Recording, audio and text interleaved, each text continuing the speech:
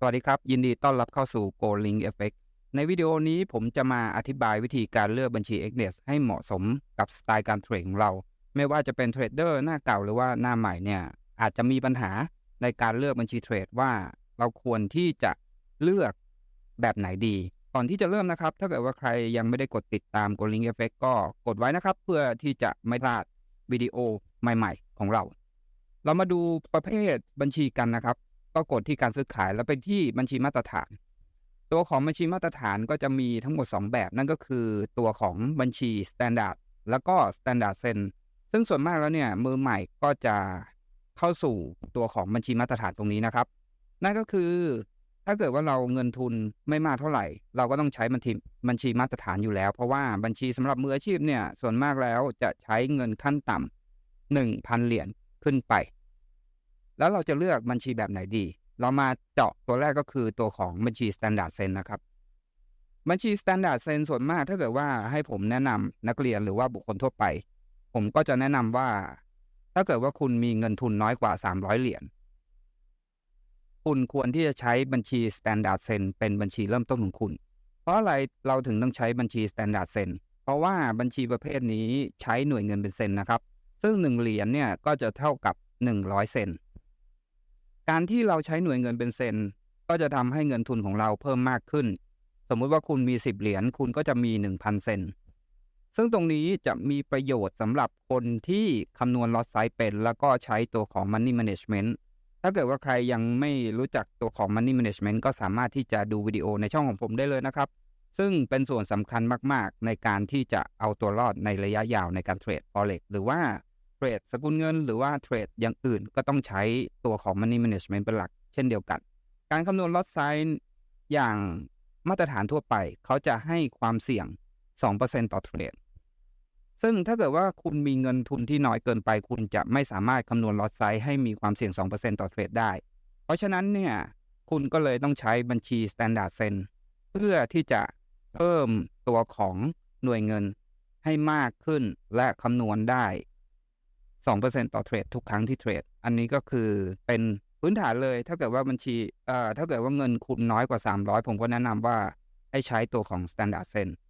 อันดับต่อไปตัวของบัญชี Standard นะครับถ้าเกิดว่าเงินทุนคุณมากกว่า300เหรียญคุณก็สามารถที่จะเริ่มต้นใช้ตัวของบัญชี Standard ได้แล้วเพราะว่าการเทรดด้วยบัญชี Standard หน่วยเงินจะเป็น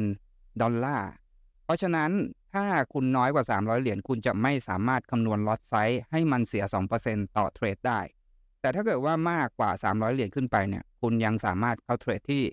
0.01 ล็อตเพื่อที่จะป้องกันเงินทุนของคุณแล้วก็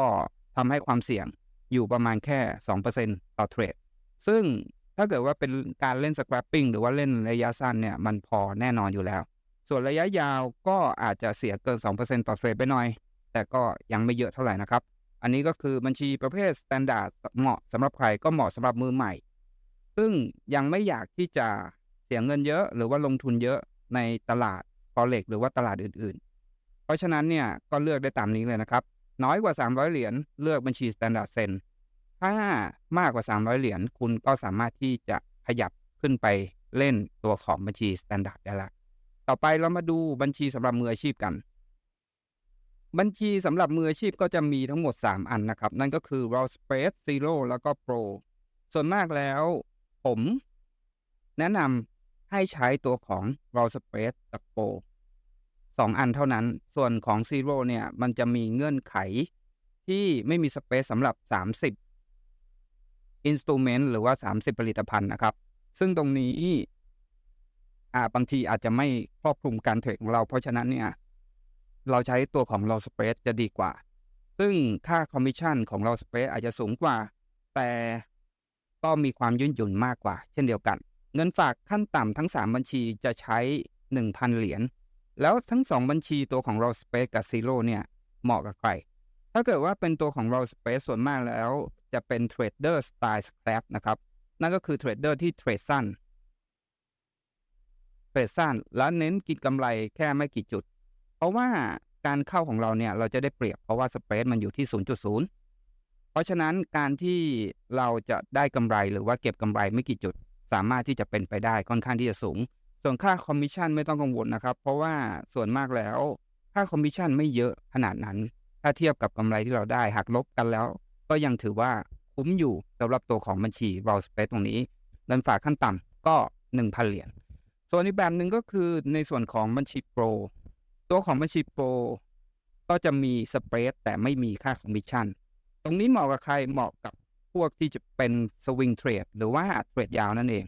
เพราะอะไรเพราะว่าการที่เราเทรดยาวเนี่ยถึงแม้ว่าเราจะโดนสเปรดตรงนี้ติดลบไปแต่สุดท้ายแล้วเนี่ยคุณก็สามารถที่จะกลับขึ้นมาเป็นบวกและได้กำไรไม่เหมือนกับเทรดสั้นเพราะว่าเทรดสั้นเนี่ยทุกจุดมีความสำคัญค่อนข้างที่จะเยอะแต่ถ้าเกิดว่าเป็นโปรเทรดยาวตัวของสเปรดถึงแม้ว่าจะติดลบช่วงแรกแต่สุดท้ายแล้วเนี่ยคุณก็สามารถที่จะทำกำไรได้เช่นเดียวกันเพราะฉะนั้นบัญชีที่เลือกก็จะมีประมาณนี้นะครับถ้าเกิดว่ามือใหม่ก็ใช้บัญชีมาตรฐานเงินน้อยกว่า300ใช้ Standard Sen